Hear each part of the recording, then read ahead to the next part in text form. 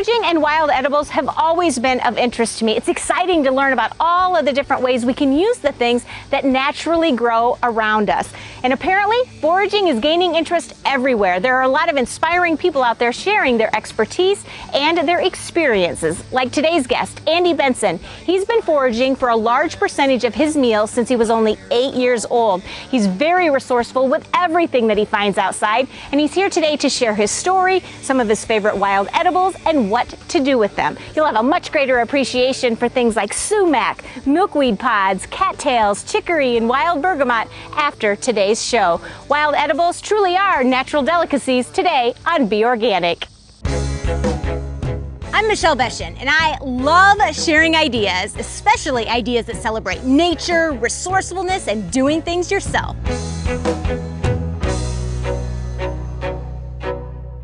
I also love to search out interesting people, everyday people that are doing up green in their own unique way so that we can throw their naturally good ideas into the mix. I'm on the same journey as all of you, trying to do things that are healthy and vibrant for us and our environment.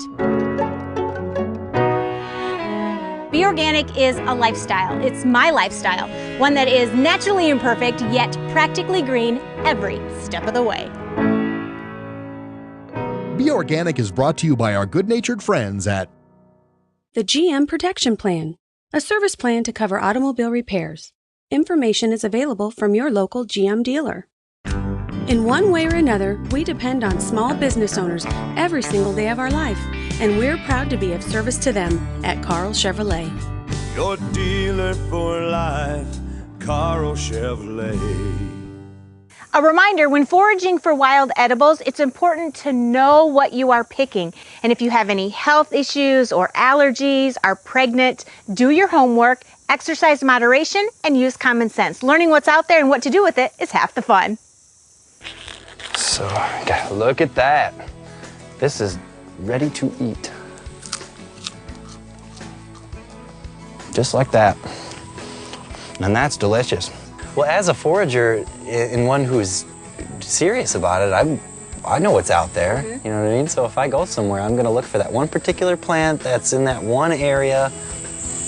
Typically try to stay with the plants that you know for a fact you can have, and always know which ones to avoid. And if I don't know what it is, it's just automatically a plant that I avoid. And plants are one of those things that, if you look around, there's so many different kinds, and all you really have to know are the plants that you don't have to eat, that you can't eat, and then everything else is usually pretty okay. Like if I'm sitting at home and I'm hungry, the first thing that pops in my mind is, what's outside? And if I can't think of anything right away that appeals to me that's outside, then I'll go to the cabinets, and it's usually something that's from outside that I've saved. So it's been, 25 years of just looking for things in the wild. Is it the thrill of the hunt? Yeah, it's that. Because I try to eat 5 new plants a year. For me personally, there's just I get a great deal of satisfaction from just being able to go and get something that's free. There's something really nice about being able to just grab something like this from the wild and have it be clean and ready to eat. That's a vegetable right there. Look at that beauty. Holy cow. Delicious. All right. The abundance of weeds basically just suggests that it needs to be harvested. You'd be surprised what is edible out there that you can just nibble on. I'm a bland person. I really, truly am. My life is complete, but my food is always a little bland. Let's head up that way and check them out. Well, Andy, I found you through your foraging group that you have on Facebook. Yeah. And I, too, am somebody who, I want to know what I have growing in my backyard and what to do with it. And it's very obvious that you are very passionate about that. And you could probably answer any question I have about any plant that I have in my backyard. I'd like to be able to. Which I love. So kind of tell us how you got started in all of this. I was younger, and I wanted to. I think my biggest dream was to move to Australia and live on the land and eat twigs and berries and stuff. Twigs and berries. That's what people called me that. That was my nickname. But since then, I've through trial and error, I wanted to eat everything that I could that was edible. How have you gone about learning about all of the different plants? Because I get overwhelmed. You know, it's like I want to know about every plant that is out there. You just take a few new plants each year, or start with the dandelion and move from there? Pretty much. Yeah? As long as I introduce something new every single year. And if it's not a plant, it's going to be something else, like maybe a fish or a type of insect. What do you find to be the most reliable resources? Is it books? Is it online? You can search around for books all you want. You may not find the book that you're looking for. Number one, they're really expensive. A lot of these books that you can find, this is the Wild Foods Trail Guide right here. It's a great book, but it's hard to find, and if you do find it, it's not going to be cheap. Mm-hmm. Let's talk for a minute about, I guess you would call them the rules of foraging. You know, a lot of us have access to things in our own backyard, but a lot of us also have to go out and venture, along bike paths, parks. What is kind of the rule of thumb there? I would never forage in some place where it's considered a state park or a forest preserve or something like that. Okay. All of those plants are protected within the park. There's nothing that says that you cannot gather those plants from the outskirts of the park, though, too. So I have a tendency of doing that. All right. You can go to those places. The best thing to do would be to find somebody with property. We mentioned earlier you choose to make up, a big part of your diet out of wild edibles. Is it a taste thing? Is it more about the health benefits? Is it the fact that it's free, or is it a combination of all of that? It's all that. Yeah. There's some hunt in it too. So when you're out actually looking for something, and you spend a couple hours looking for this one particular plant, and if you don't find it, yeah, you're a little disappointed. You're still hungry, but if you do find it, then it's great. Yeah. You got your meal. What are some of the most common ones that everybody can kind of relate to all across the country? The dandelion, for the most part. Well, what are some of the others? Chicory, that one's extremely abundant. Okay. Burdock, that one it's everywhere. What are your favorite things to harvest? All year is cattails. Even in the wintertime, you can still collect those. Cattails are such a great food. I have some things that I've harvested, like some wild bergamot, and I have some sumac, and awesome. We have some milkweed pods and things up there. So I'm hoping you can kind of share with me how to prepare some of the different things and what we can do with them. Sure, yeah. Let's check it out. All right, let's do it.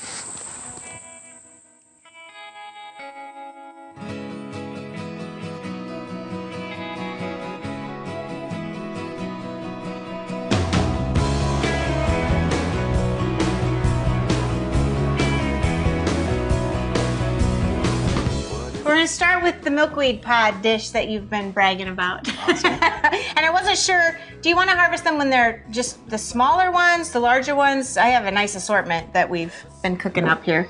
Well, the small ones are usually the best. They're about like an inch and a half. Okay. is pretty good. If you do happen to get a big one, just make sure that it's not open already and it doesn't have a little crack in it. Okay. If it does, then the fluff on the inside is just getting too Tough? too tough to eat pretty much. But Okay.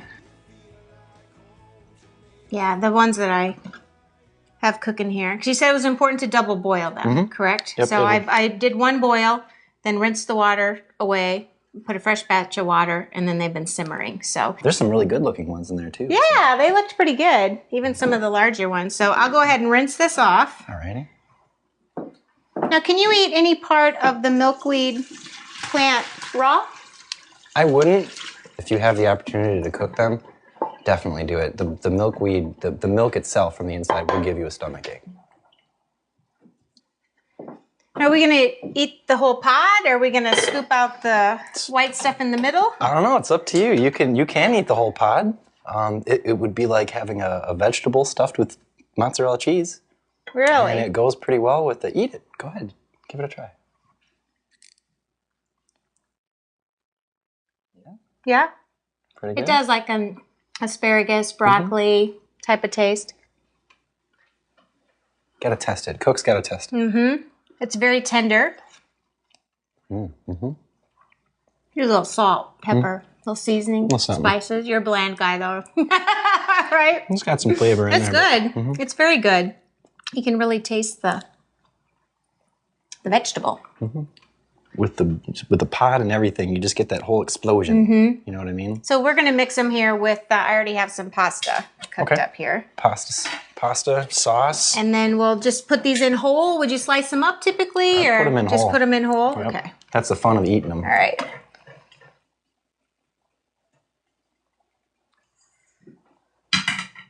It's a lot more interesting than my normal pasta dish. And then we'll just put our red sauce over the top. All right. Stir it all up. That looks wonderful.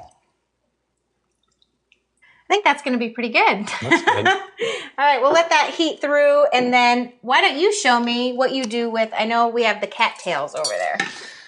And I haven't ever done anything with those. There's so many things to do with these too. And this is the bottom portion of the stalk. Right. If you were to, here's the root right here. And you've seen how cattails grow in the straps. If you were to take the straps and kind of push them apart, you'll see the white central core. And it had all that slimy stuff on it that you were really excited about. Slimy stuff. What do you use that for? That will thicken your soup up. That'll do a whole lot of things. It's safe to assume that that's full of nutrients. Okay. So and if you were to add and that would be more for, does it have a good flavor to it, or is it just about the health benefits? Yeah, I mean it all tastes pretty good. Cattails themselves taste pretty good. This is an edible, ready to eat food. I mean, this is the whole thing is, there's some of that slime right there. There you go. And just grabbing this from the wild makes it ready to eat. Peel and off. it tastes like a cucumber. It's very tender. Yeah. That's what it reminds me of, is a cucumber. Sure. Soften up, but they should. Okay. Is it better to look for the larger stalks? Because it seems like those were a little bit more tender than the really small ones, which I thought it would have been the opposite. But the young ones seem to be the ones you want to look for. Really? So the tender ones, okay. Yeah. Young pretty much just means that they're going to be a little bit more tender. If they cut pretty well like that, then it should be pretty good to go.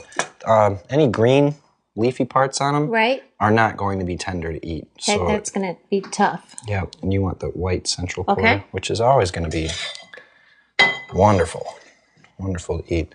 I'm going to cut this down lengthwise like that so it exposes that a little bit more. And just get one more slice, and that should be ready for the... Okay, go ahead and throw that in there. And then I'll put a little bit of sesame oil in the pan. Sounds awesome, yeah.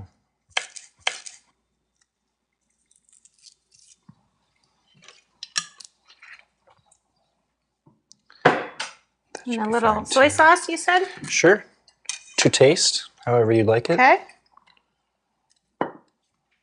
This part of the cattail goes underground, and it actually goes horizontally under the ground. It acts kind of like a rhizome, which is a root that grows underground, sends up new shoots as it goes.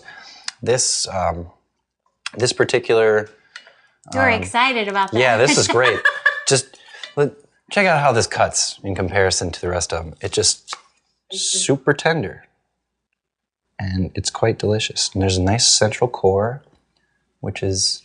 And the taste to that is very similar to this? Yes. Oh, in fact, it's more it's a little sweeter, tender, maybe? More sweet, yep. This part is just a smaller version of that root. This will probably cook up fairly tender as well. And this managed to fall off that. And anytime you find something like that on the cattails, just eat them. I call this the dog tooth appendage. Really? Yeah, because they just look like little dog teeth, but that's... And you don't mess with cooking that? Nope, totally tender. Just eat it. Just tastes pretty good. That little bitty thing on there, that's what you're hunting around for. Yeah, just a little thing like that. You know what's funny is people actually, they're like, you eat this stuff on purpose? They're like, I feel so bad for you. You're so poor. And I was like, No, I choose to do this. I like doing it. That should be pretty good here. And so I'm going to throw this just right in there. Just toss it all. These are good. You don't really need anything else. Probably not. You're a real purist, aren't you? It's tough. It's tough for me to want to add things. We've got some garlic and onion here, which would actually be pretty good. You really like to kind of embrace just what you've harvested and keep it as close to... Keep it simple. Yep. Yep. It is. You know what? I can't explain it either, but there's something very rewarding about being able to go out in your backyard or wherever and grab things that are just naturally there. Okay, now what is that you're sprinkling in there? Wild ginger, actually. I didn't want to just come in and bully the food here, but this will actually add that ginger flavor that you look for when you're making Chinese. I think we're ready to plate things up here.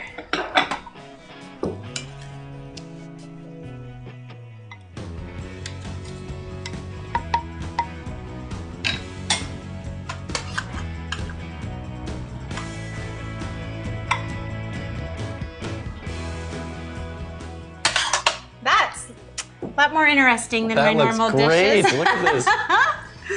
That is very cool. Looks like a night at home in the kitchen. Does it? Yeah, oh yeah. Well, I did all right then. Yeah.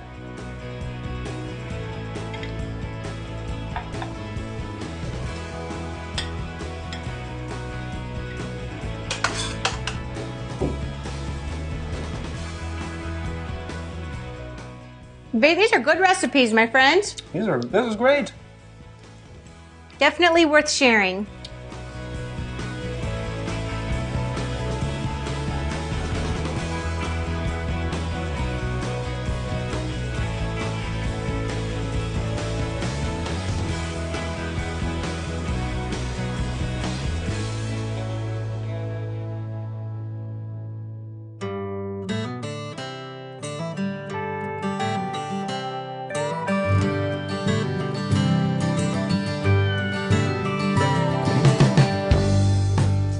Well, the cattail and the milkweed pod dishes were winners. Let's play around with just a few more things that we found out there, starting with this wild bergamot.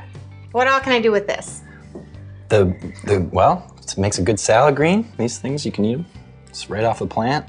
Best time to harvest them when they're in bloom? The blooms themselves, I mean, you could just eat those. I eat them constantly. Okay. Pluck them off and eat them. The flower pods themselves here, just dry them, make them into tea. Otherwise, pluck them off and eat them. Give you nice breath. Natural breath freshener. Yep, I use it every And morning. then all of the greens are edible. Sure. The leaves. One of my favorite things to do is just cook those like you would any other green. So if you were to make like nettle greens or spinach even, just make it like that. And it will add a huge flavor. It really does.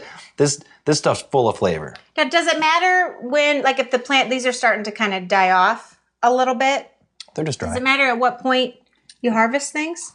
These are just dried out. I mean, it's still going to have that flavor inside of it. Just dry. Okay. And then you brought some with you. You just dry. Do you just dry the blossom portion? Do you dry the whole plant, some of the leaves? Well, here we've got, looks like the blossom with the flower pod as well. Well, you said this makes a wonderful tea, so I'm going to let you whip me up a batch here. You just put a couple of scoopfuls in, or? Sure. Let's see. Judging by the size of the pot, I don't know. I just take a bunch, and I like to crush it too as I put it in because you kind of unleash some of the flavor out when you're doing it. But everyone, let's reach in here and grab some leaves too. So get some of those. Hot water. There you go.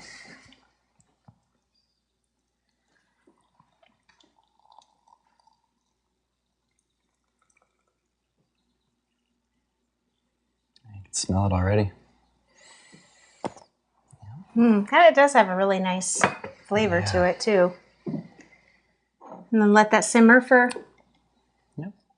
All right, well, while that's kind of brewing, let's talk about the sumac. Okay. I always thought this was poisonous. Poison sumac and sumac. You know what's funny is I know that poison sumac exists, but I've never ever seen it. But this is not that. No, this is totally It's the edible. good stuff. Yep. And these are the actual berries that come off of the smooth sumac. And These are ready normally around towards the end of the summer. Yeah. Right? Yep. Some are ready sooner. Just depends on where they're growing and what. So you want to get them when they're this nice bright red color? Yeah. Get them when they're totally fresh and bright red, and sometimes they're even glistening. And you can pull them apart, and your fingers will be wet with the malic acid. Okay. And malic acid is what makes grapes and apples sour. And most of the time, you are going to find them when they are pretty moist. So, but these, we can use these. Okay. Just roll them in your hands to unleash some of these seeds.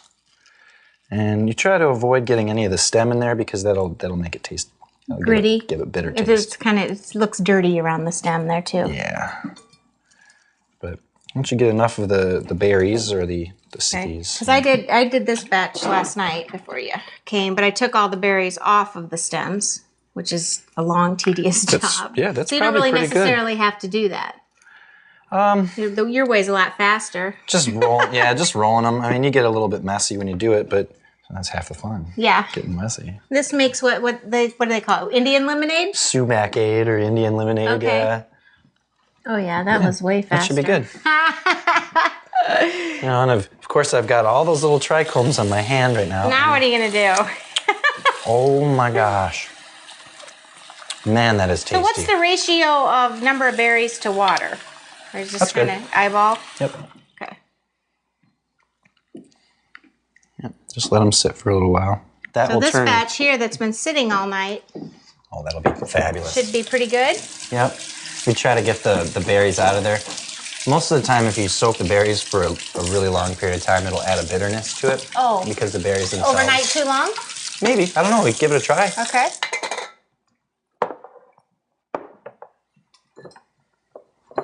Yeah.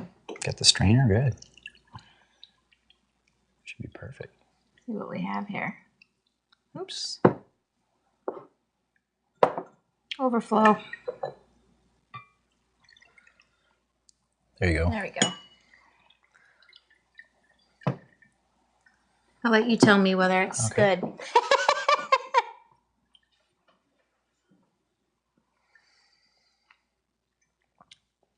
Yeah. Yeah? It's probably more berries in there.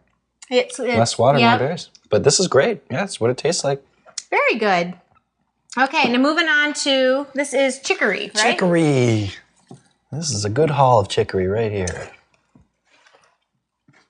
This is the actual plant, and unfortunately we don't have these beautiful blue flowers, but if you drive along the highway in any part of the world, you're gonna find chicory growing. It likes to grow in places where the soil is pretty poor. It doesn't like, to be pampered at all.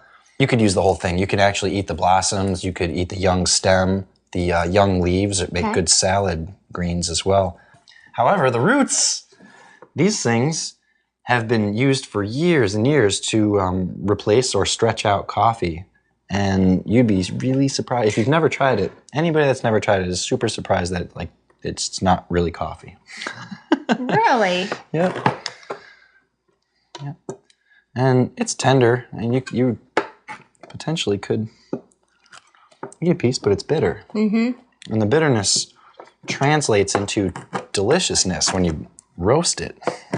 So we need to dry this in some fashion, I'm assuming. Yep. So we gotta take these, throw these into the pan. You roast them at 250 degrees or a little more, depending on how you like to roast things, but 250 to 290 degrees for about an hour and 45 minutes. All right. Until they are completely brown on the outside and on the inside. When you snap them, they should be brown and brittle. So if you can crunch them up into powder, they're ready to go. Then do you use this by itself as your coffee in the same ratio you would for a normal? Sure. Or use it to stretch your coffee out. And then on a final note, I know I've learned a lot today, and I know a lot of people at home, they're going to be more hesitant about things. And what's your best piece of advice? Be hesitant. There you go. Yeah, always be hesitant. When in doubt, don't ever eat it. Don't pick it if you don't know what it is. But make sure that you always know somebody that knows. And the best thing is to join a group. Well, I thank you, because like I said, I've learned a lot today, and it's fun to know what you have available, what is out there, but then it's taking that and actually knowing what to do with it then. That makes it even more exciting, and that gets people kind of over the hump too to try a few things. Sure. Try one new thing a year. A wild bergamot tea is going to be my Oh, that's going to be great. Yeah. trial here today. I'm going to come to your house sometime, and I want to see what your pantry looks like, because I'm thinking it looks a lot different than mine. Yours probably looks a little better than mine, but mine's full of dried my things. Friend. Thank you Cheers. so much. That's good.